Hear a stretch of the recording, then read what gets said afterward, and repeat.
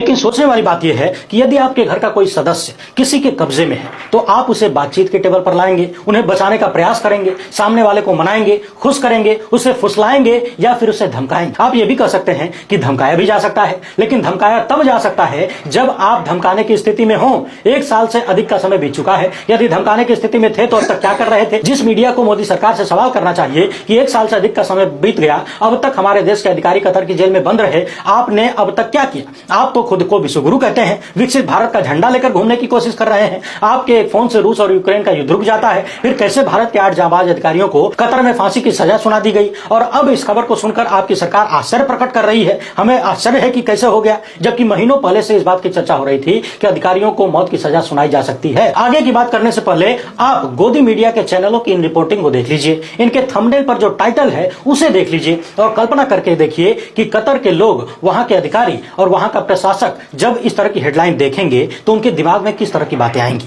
वो हमारे अधिकारियों के प्रति नरम होंगे या फिर गोदी मीडिया की गंदगी देखकर गर्म होंगे। देखिए, टाइम्स नाउ नव भारत लिखता है कि कतर भूलना मत, 2017 में पीएम मोदी ने भूखे मरने से बचाया था।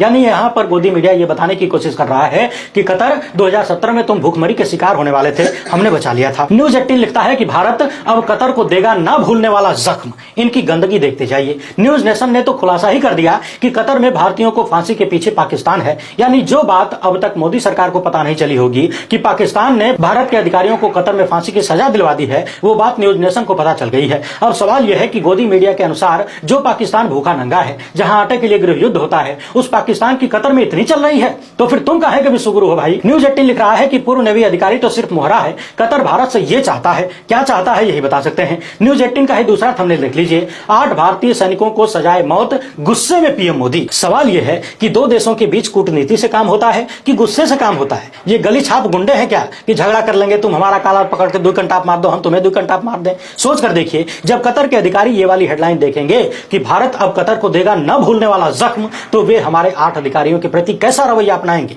हमें अपने अधिकारियों को सजा से छूट दिलवानी है, उन्हें भारत वापस लाना है या फिर कतर से युद्ध करना है? और यदि युद्ध करना ही है तो भारत के लाखों लोग कतर में नौकरी करते हैं, यानी कतर की वजह से भारत में करोड़ों जिंदगियां चल रही हैं, लाखों परिवार जीते खाते हैं, भारत में करोड़ों रुपया हर महीने आता है। सवाल यह है कि यदि कतर इस तरह की चीजों को देखकर और नाराज होता है, वहां के लोगों के बीच भारतीयों के प्रति नाराजगी पैदा होती है, गुस्सा पनपता है, तो क्या लाखों भारतीय जो कतर में नौकरी कर रहे हैं उनका जीवन संकट में नहीं आएगा? क्या गोदी मीडिया अपनी गंदगी की वजह से कतर में बसे लाखों भारतीयों को संकट में नहीं डाल रहा है? जिन 8 पूर्व अधिकारियों को सजाए मौत दी गई है, मोदी सरकार के नकारेपन की वजह से उनका जीवन तो संकट में है ही, उनके पीछे जो सैकड़ों लोग भारत में, उनके नाते रिश्तेदार परिवार ये सब परेशान हैं, उन्हें तो छोड़ ही दीजिए। भारत का गोदी मीडिया एक बार फिर से लाखों भारतीयों को भयंकर संकट में ढकेलने के लिए तैयार हो चुका है।